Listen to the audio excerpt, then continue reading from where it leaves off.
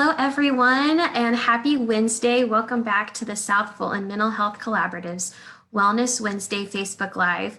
The month of October, as you know, we have focused on teacher and school staff wellness. Last week, we had resources for teacher self-care, and today we're going to talk about wellness. And we are really honored today to have two guests from the Alliance for a Healthier Generation. And I'm going to introduce our speaker, Jason, in just a few moments. Before we get started, I also wanted to introduce you to a new face with the South Fulton Mental Health Collaborative. She's already impacted the work that we do, but you just haven't seen her face. And so I want to welcome today Jackie Cathy. She is now with Odyssey Family Counseling Center as the Child and Adolescent Coordinator, and she'll be joining us for our Wellness Wednesdays with the South Fulton Mental Health Collaborative. So welcome, Jackie. Thank you. Good afternoon, all. Thanks for tuning in. So before we get started, and I get to tell you some of the amazing things that Jason has done and what he's here to share with us about today, I wanted to let you know that we have Wellness Wednesday events coming up for the rest of 2020. In November, our theme and our goal is to invite the youth of the South Fulton community to discuss important topics to them related to mental health and our goal of creating sustainable change in our community. So at the beginning of November, we will be having the South Fulton Arrow Youth Council come back. You guys got to meet their executive director and their program coordinator before, but now you get to meet the Youth Council. And they're going to share with us in an evening Wellness Wednesday broadcast about the amazing work they're doing about combating systemic racism through technology. We will also be having some additional youth guests from a couple high schools in the South Fulton community, and we really look forward to having them on before Thanksgiving. So the dates will be posted come November 1st, but I wanted to give you a teaser. And in December, we're really going to focus on overall community wellness. And we are excited to say that we're going to have the Center for Black Women's Wellness come and discuss some of the work that they do in the community and some important tips for the women in our community to take care of themselves during December. We also are excited to have the United Way of Greater Atlanta also join us in December. So that's what will be coming up for the rest of 2020. Again, I want to remind you that the South Fulton Mental Health Collaborative is a joint effort between Odyssey Family Counseling Center, Fulton County Schools, and the South Fulton Parents for Education Group. So please join us if you have not liked and followed our pages. We have a Facebook page, we have Instagram, and those are both at South Fulton MHC. And we have a YouTube channel that you can watch all of our Wellness Wednesday videos 24/7, and you can access it where you'd like. So you can share this with friends, families, coworkers, anybody who would benefit from some of the information. So now that we've got some of those housekeeping things out of the way, I'm going to share with you who Jason is, and I'm really excited for you guys to learn from him today. So, Jason, thank you for being here. I'm going to read over some of the stuff you gave me. As I was looking at what you sent, I was just more impressed than I already was when we first met. So Jason Marshall is an education designer with extensive experience in a myriad of educational settings, including charter and public schools, community-based organizations, national and international nonprofits, and mental health organizations. He brings with him over 18 years of experience as an educator and a deep knowledge of learning differences. Jason has worked at the intersections of content and curriculum development, anti-oppression facilitation, and designing accessible learning spaces for both young people and adult learners from marginalized communities. This is amazing.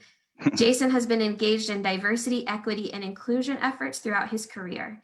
He is the co-founder of Jackson and Marshall Consulting Group, LLC, an anti-oppression and educational equity consulting firm that is purposed to guide communities and organizations in bringing ideas of positive systemic change to fruition.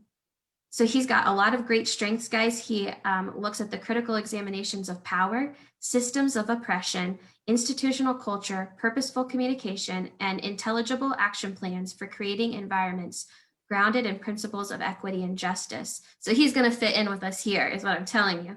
In this role, he has provided education consulting services to organizations such as, but not limited to, the Oak Foundation, Center for Applied Special Technology, Root Cause Consulting Group, and Kids Rethink New Orleans Schools.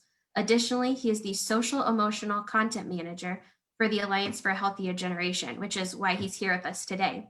Mhm. He holds a Master of Science in Student Development in Higher Ed from Central Connecticut State University and a Bachelor of Science in Early Childhood Development from the University of Minnesota. So he's traveled all over this country, it sounds like. So Jason, welcome. Thank you for Thank you. being here today. Thank you for having me. I wish I could put educator for 20 years, but 2021 hasn't come yet, so I have to put over 18. So as I heard you mention it, I'm like, dang, I wish, we get another 6 months, not only because 2020 has been rather unfortunate, but also so I can do that 20 number. So thank you for having me today. Yeah, well, we're excited to celebrate with you in 2021 at 20 Right. years. I mean, that's a huge accomplishment. And you definitely bring with you a lot of experience in working with children and adults and how to help them have healthier lives, Right. educationally, but also in other ways. So, what would you like our community to know about the Alliance for a Healthier Generation and the Yeah. work that you do? Well, thank you for that, and good afternoon, or wherever you are in the world right now. Welcome. I don't know what time of day it may be, but thank you for coming. I also want to shout out my colleague Lila Gibbons, who is on the call as a participant. And some of you who are on the call may have had the pleasure to meet with her in person. So I want to shout Lila out. So Alliance for Healthier Generation, who are we? We are a health serving organization. We work largely with not only other national nonprofits, but school districts across the country, as well as community-based agencies and a lot of youth serving organizations. So I'd say in terms of our reach, we probably impact up to 25 million young people across the country, which sounds impressive, and we do good work. We also in a lot of different school districts. We're all over the country. So colleagues like Lila and our peers, we're stationed all over the country, Northwest, East, South, what have you. And as you can see, our mission, for those who can see the PowerPoint, a lot of our work is, designed to help young people, live healthy lives. And so we provide tools and resources for school districts and a lot of the orgs I mentioned to empower young people to be able to do this and learn kind of the habits of mind, as well as staff as well, to continue doing this for the rest of their lives.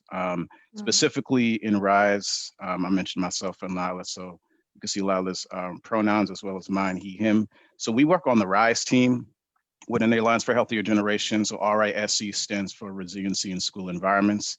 And a lot of that work is around social emotional learning and social emotional health. I happen to have, some of you have heard, you heard my background. So I do a lot of work in anti-oppression work, equity and justice work. So I kind of bring my orientation to that and merge it into the work that I'm doing with Alliance for Healthier Generation, as does my colleague Lila. So we work with 31 schools in Georgia, specifically in the greater Atlanta area. And a lot of the work we do is meet with leadership teams. That's the work that Lila does as a program manager, district leadership teams, school level leadership teams, to talk about RISE as a concept and talk about ways that schools can integrate it into their everyday culture and everything that they're doing in schools. My work is to then work with the staff at the individual schools, our partners within the area, to do the facilitation. That looks different ways. Sometimes it's more training-ish. Sometimes it's like this, where I'm able to come in and speak to the community and as much as possible, make the work that we're doing accessible for folks to understand what we do and see how it can impact them in their everyday lives, especially the young people that they may be caring for or being guardians for, or just being chosen family with. And so that's a lot of the work that we do. And I'll stop there in case there are any questions or you had another question you wanted to ask me. Yeah. So can you explain a little bit, maybe you're going to get to that in the next part, but Yeah. about what RISE is? So you Sure. gave us what the acronym stands for, but about what does that kind of look like? Yeah, so here, what does it look like? I would say it really, so I explained a little bit the roles that Lila and I have, but as what is social emotional health, social emotional learning? It is everything, really. I mean, we're thinking about the ways in which young people, individuals as well, but I'm going to focus on young people. How do they process information? How are they emotionally secure? How are they able to even think about mental health? Because we're looking at young people, and a lot of times, and also depending on where you've grown up and what you've been exposed to, mental health, or even like thinking about your emotions and surfacing those isn't like Mm, everyday language. I would also mention, especially for young boys and young men, with patriarchy in the world, there are a lot of ways in which we're not even taught to be in touch with our emotions outside of anger, right? And so I think we mm, can understand why it's important. I think in this current state where we're in with COVID, and we're looking at the uprisings that are happening all over the country, you could also argue internationally, we recognize, and this is where I think social emotional learning is helpful in some of the content area we talk about. As we think about health for educators and teachers and those who are on the front lines, we talk a lot to teachers a lot about what does self-care look like for you. And especially now since COVID, we talk about it, Lala and I like to talk about it in a different context. What does it mean now with the conditions in which we're all living under? And so, for example, when we talk about self-care for educators, a lot of times if you see this slide, and I think this is also applicable to young people and anybody who's moving through the world, attempting to move through the world right now.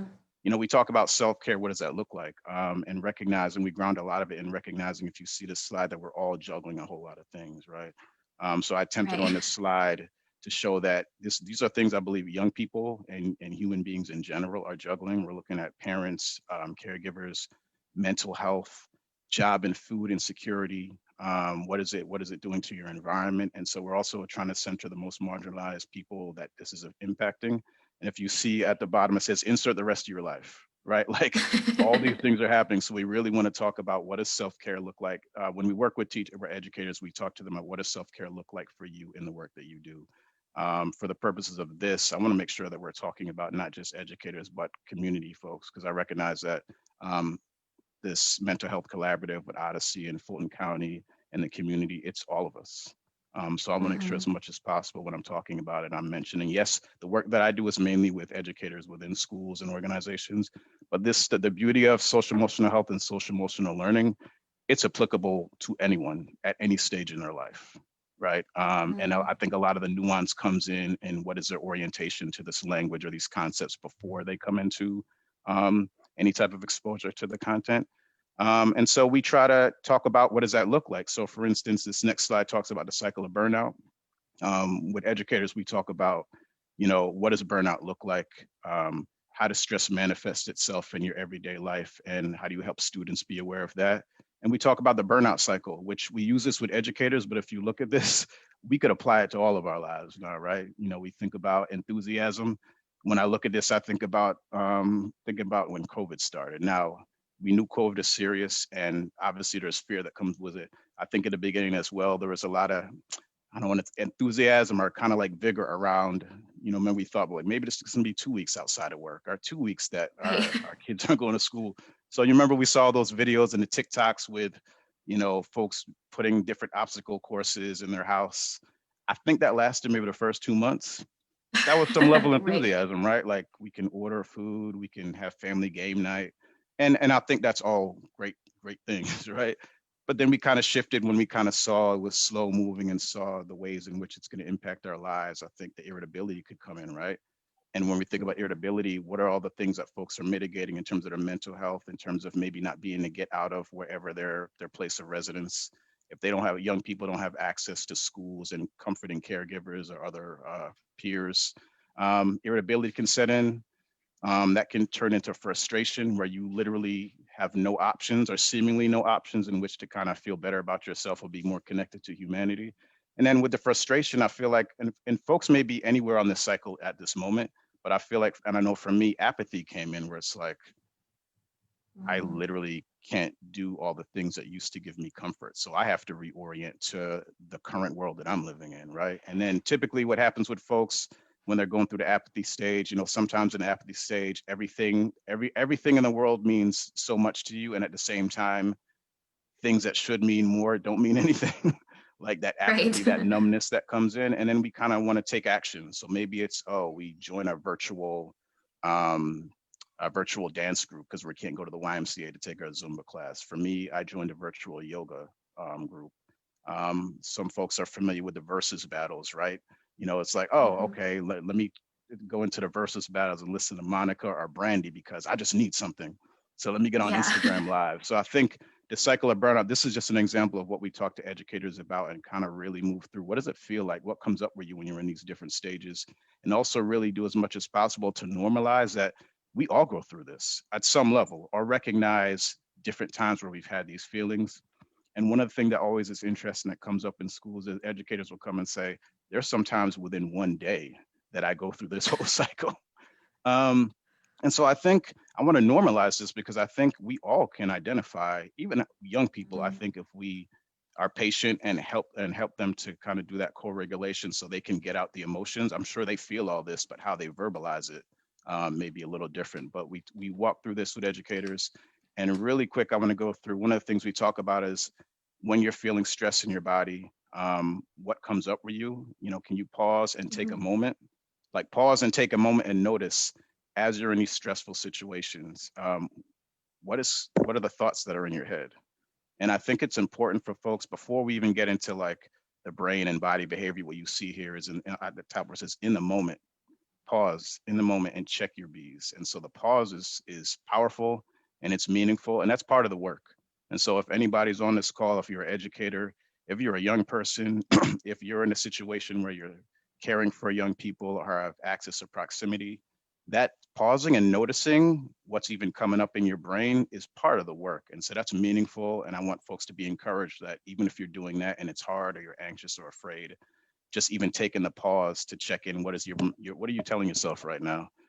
You know, what is a narrative that's going on in your head? Because that's going to impact how your body may react. So if you're telling yourself, I can't go to yoga, I can't go to this, I have no options, I'm just kind of like sedentary, and that could be real, right? And Mhm. so we want to kind of shift like, what are our options? Do we have options? Do we need to kind of get out of our comfort zone and reach out for support? But I think normalizing those feelings that come up, because then they impact what we may be feeling. So if we're kind of feel stuck, if we're sedentary, you know, it may be that our bodies are either, you know, tight because we're not stretching. It could be we're not getting enough Mhm. vitamin D as well. And so, how is your body responding when those things come up? And the last piece, I want to be mindful of time. As a result of what you're thinking in your brain, as a result of how your body responds, how does it impact your behavior? And so, even just concept, I think, from a holistic standpoint or from a youth development standpoint, I could actually bring this concept to a young person. I could also bring it to an elder. I could bring it to a colleague. I think for us, it's important. How do we make this language accessible? Because even what I just went through, I could use a whole lot of scientific jargon and academic concepts, which inherently aren't bad. But at the end of the day, we want to make sure that everyone, although we work with educators and they work with the young people, we want to make sure everyone has access to this information. And really Mhm. quickly, we like to talk about wellness in terms of the ABCDs. I know not everyone loves acronyms, but this could help people maybe remember. So a lot of things we talk about, I mentioned earlier, awareness, like taking that pause and just checking in with yourself, what's coming up. And I think as adults and folks who are honestly, we're stewards of young people, their hearts and minds, wherever we are, whether we're in educative settings, whether in their neighborhoods, we are responsible. And so I think the more that we can practice this, the awareness, pausing and checking in with how you're feeling, I think is helpful to model for them. Balance can look like, what are the ways in which you are trying to take care of yourself holistically? So from a physical standpoint, emotionally, socially, spiritually, what are those things that you're trying to do to trying to stay balanced and connected to people, have conversations, be able to vent? Connection is really about how do you show grace and compassion for yourself first so that you can Mhm. also show that to others. I think in these times we're living in, we need to be depending on each other in so many deep ways. And I know that we're not always in the practice of that, just as a culture in America. We're not in the practice of doing this outside of like major earth shattering events, but in our everyday lives, how do we find that connection? And the last piece is develop a plan. And that can look different for everyone. We talk to educators about as a result of what you're checking in with your body, as a result of ways in which you think you can find balance, as a result of ways in which you recognize how much you need community. What does your plan look like? And honestly, that Mhm. plan doesn't have to be for 6 months or a year. It could be like for that day. Because the way things are now, we each are probably getting up like, how are we going to get through this day? And think about Mhm. that for those who are most on the margins, where when I showed that slide about job insecurity, housing insecurity, all the economic insecurity, mental health, and not having access to resources. So this is an example of what we try to share with educators. And the last thing that kind of my orientation to this work, as you mentioned, Elise, a lot of the anti-oppression work and equity and justice work I do. Audre Lorde, if y'all can see too, because my big head is in the way, we have her up on the picture in the house. Great elder Audre Lorde, who was a Black feminist author, historian, contributed a lot to that space and to the Black liberation movement and anti-oppression movements. She talks a lot about, well, y'all see it here. So caring it for ourselves is not an act of indulgence. It's literally self-preservation. And I wanted to mention that because especially in the times that we are now, you know, I feel like I would be dishonest to say that the current administration is really in support of those on the margins of communities, of schools, of those working with schools, as we see the lack of acting on behalf of those who are working in the field. So taking care of yourself, don't look at it as self-indulgence now. Even to be able to be there and show up the way you want to for your colleagues, we're talking about educators, we're talking about community members, for your families, for your communities, you have to be able to take care of yourself. But I think what happens is people don't have access to the tools, or the language isn't accessible. I know in the community I grew up in, I am Black American Jamaican heritage. And within my community, in my house, mental health wasn't something that we talked about, like never. So I also think there's some things, and when I talk about how we orient toward the work, that's a big thing too. So I just want to keep that in folks' minds as we talk about this. It's not, and if it's indulgent, let it be indulgent, because we need to love on ourselves too. So whether it's for our young people, whether it's for people in our families or our chosen family, those we've chosen to be in contact with, just recognize that being able to focus and even be in this space and hear this is an act of self-preservation. So you are doing the work, even when you do it afraid or you're anxious, and you're doing the best to see what are the ways in which I can take care of myself, and also try to take care of others as much as I have capacity. So sorry, that was a little long, but that's kind of like a brief overview of how Lila and I try to orient the work and what we talk about when we're working with staff. But hopefully folks can see a lot of these concepts and principles are very much relevant for young people as well. So I'll pause there. No, please don't apologize for the time. I think that was, I know you can see me all the time, and I know that I'm nodding my head and murmuring assent as you're talking, that this is a really great way to break it down. I also, to, piggyback on this quote, we say this all the time, that you need to take care of yourself so that you can stay here to impact the community in the way that you're wanting to, because we know that the community we work with is interested in moving things forward and being there for the youth, and investing in things that are going to change and uplift the other community members. We know that, and we have to remind them taking care of yourself is a part of that, because if you're not here to help do that work, it won't move forward. We need you. Your presence matters, and who you are matters. And so I think that this ABCD is a really great acronym. We're talking about, and teacher and staff wellness, and also our community, and our community is familiar with acronyms. It makes it much easier. And that pause piece is so important. I just want to re-highlight that you said that several times, that a lot of times when we're overwhelmed, we think that we have to do something. Like our first, at least for me, my first reaction is, okay, I need to, I'm in this space, I need to do. No, at least in this space, you need to pause, because without that pause and awareness, you can't find the balance. You can't find the ways to connect and to develop a plan, because you're not really you're not focused, you're not aware. So I think that's so important, that when we find ourselves in that cycle, on the end that is maybe less positive than maybe some of the enthusiasm is, if we're down on that down part, and we're in that cycle, right? If we're stuck there focusing on, okay, well, I got to do something or not. But I think sometimes we get to frustration and we try and go straight back into taking action and enthusiasm. And we don't allow ourselves to recognize that we're in frustration. It's like, okay, I'm a little irritated, but or frustrated. I'm going to just try and do something different to fix it.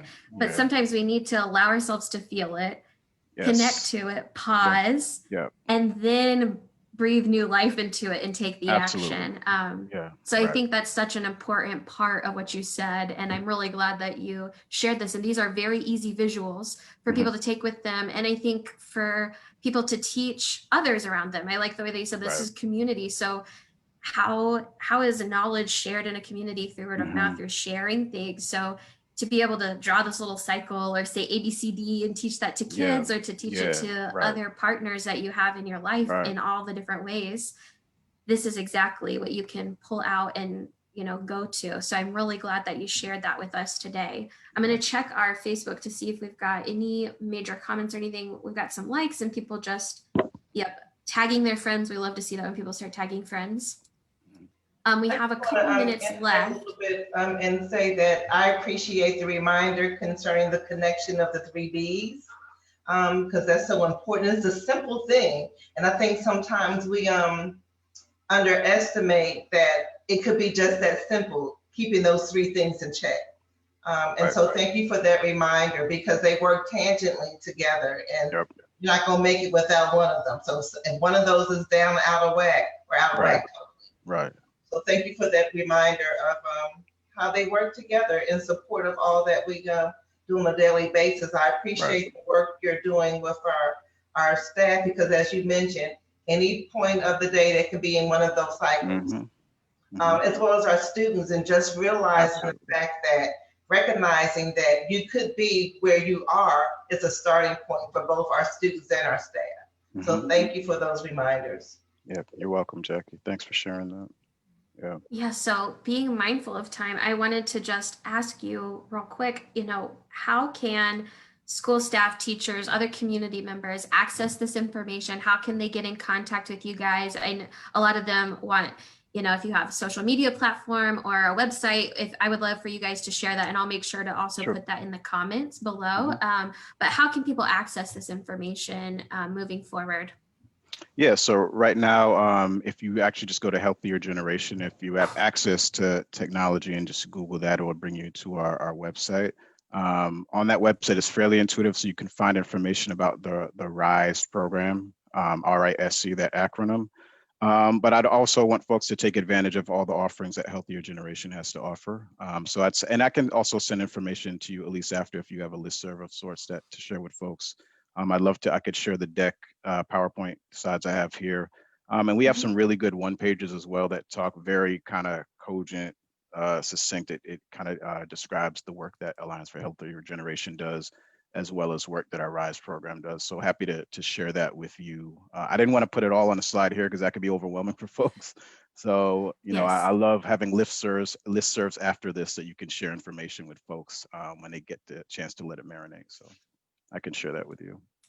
Perfect. I would love that. And yeah, I definitely will share it with our community and make sure that it is on every platform, because we know that based on the demographics we see show up on our social media, we know that we get different groups on Right. different platforms depending on their level of Yeah. interest and what is more salient and more connected for them, Yeah. So We're also I will on definitely share Twitter. that. We're on all the Okay. social media handles, so I can share that information as well.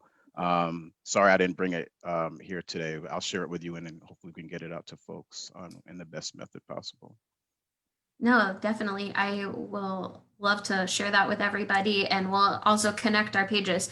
We say this with every guest that we have, Lila and Jason. Welcome. You are now a part of the South Fulton Mental Health Collaborative community. You Thanks. always have access to our information. You are part of the community. So we welcome you, and we welcome you back anytime you want to come back and share information.